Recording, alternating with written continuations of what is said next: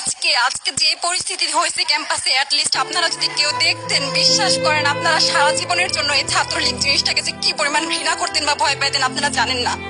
এরা আমাদের সামনে রড দিয়ে পিটায়া, ছেলেগুলারে রড দিয়ে পিটায়া একদম মাথা মরা করে বলছে। তারা এসে আমাদের পেছনে লুকাইছে, আমাদের বোরকার পেছনে, আমাদের ওড়নার পেছনে লুকায় বলে, আপু আমাদের একটু লুকায় রাখেন, আমাদের ওরা মাইটা ফেলবে, আমাদের বাঁচান আপু বাঁচান। আমরা তাদের ওড়না দিয়ে বোরকা দিয়ে লুকায় রাখছি, সেইখান থেকে আমাদের ধাক্কা দিয়ে ফেলে দিয়ে তাদের বের করে আবার মাথায় রড দিয়ে মারছে। এমন অবস্থা।